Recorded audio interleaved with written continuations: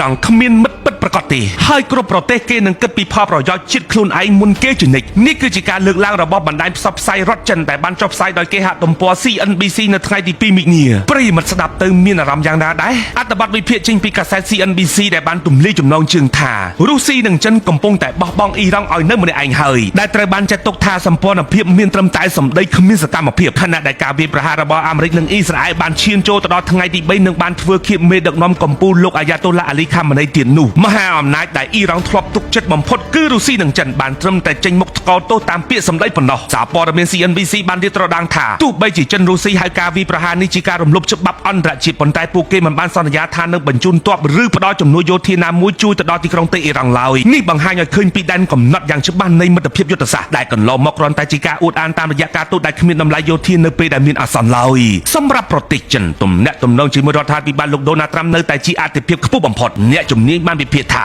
ចិនកំពុងរក្សាភាពស្ងប់ស្ងាត់និងមិនលុកដៃជួយអ៊ីរ៉ង់ក៏ព្រោះតែចិនចង់យកបញ្ហានេះទៅដោះដូរជាមួយអាមេរិកលើបញ្ហាសេដ្ឋកិច្ចនិងបញ្ហាកោះតៃវ៉ាន់វិញសូម្បីតែបណ្ដាញផ្សព្វផ្សាយរដ្ឋចិនក៏បានបញ្ជាក់ចំដែរថាអ៊ីរ៉ង់គ្មានមិត្តពិតប្រាកដទេហើយគ្រប់ប្រទេសគេនឹងគិតពីផលប្រយោជន៍ជាតិខ្លួនឯងមុនគេជានិច្ចចិនសុកចិត្តមើលអ៊ីរ៉ង់រងគ្រោះជាជាងធ្វើឲ្យប៉ះពាល់ដល់ពាណិជ្ជកម្មដ៏មហាសាលរបស់ខ្លួនជាមួយសហរដ្ឋអាមេរិកដោយឡែករុស្ស៊ីវិញទោះបីជាធ្លាប់ទទួលបានដ្រូននិងមីស៊ីលពីអ៊ីរ៉ង់សម្រាប់សង្គ្រាមនៅអ៊ុយក្រែនក៏ដោយប៉ុន្តែនៅពេលដែលអ៊ីរ៉ង់ត្រូវការជំនួយវិញរុស្ស៊ីបែរជាគ្មានសមត្ថភាពជួយទាល់តែសោះដោយសារតែជាប់ផុងសង្គ្រាមនៅអ៊ុយក្រែនជិត4ឆ្នាំរុស្ស៊ីបានបាត់បង់សមត្ថភាពក្នុងការបំពេញឥទ្ធិពលយោធានៅមជ្ឈមបូព៌ាស្ទើរតែទាំងស្រុងលើសពីនេះលោកវ្លាឌីមៀរពូទីនបែរជាចំណេញពីសង្គ្រាមនេះទៅវិញព្រោះតែការបាញ់គ្នានៅអ៊ីរ៉ង់បានធ្វើឲ្យតម្លៃប្រេងពិភពលោកហក់ឡើងទៅដល់ 8% ដែលនេះគឺជាឱកាសមាសសម្រាប់រុស្ស៊ីក្នុងការលក់ប្រេងយកលុយមកបន្តសង្គ្រាមរបស់ខ្លួនត្រង់ចំណុចនេះយើងសង្កេតឃើញថាទាំងរុស្ស៊ីនិងចិនសិតតែមានហេតុផលរៀងៗខ្លួនក្នុងការឈោមមើលអ៊ីរ៉ង់ស្លាប់តែម្នាក់ឯងក្នុងនយោបាយគ្មានមិត្តភាពអមតៈទេមានតែផលប្រយោជន៍ជាតិប៉ុណ្ណោះដែលធំជាងគេអ៊ីរ៉ង់ពេលនេះប្រៀបបីដូចជាកូនអុកដែលគេបោះបង់ចោលក្នុងសមរភូមិបាត់ទៅហើយ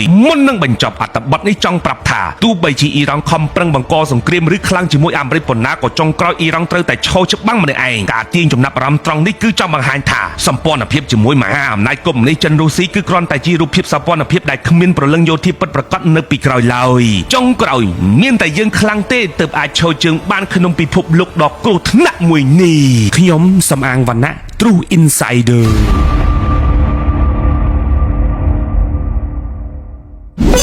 AK7 នេះគឺជាខែលការពារមុខខ្ញុំពីកម្ដៅថ្ងៃពីរស្មី UV គ្រប់ពេលដែលខ្ញុំចេញក្រៅគឺថាអត់ឈុតមុខនេះមិនបានទេមានសាន់ប្លុក AK7 នេះវាគ្រីមពេលដែលលាបលើមុខធ្វើឲ្យមុខយើងមានសំណើមទន់ភ្លឺមកដល់ឡងទប់ជាតិខ្លាញ់បានល្អ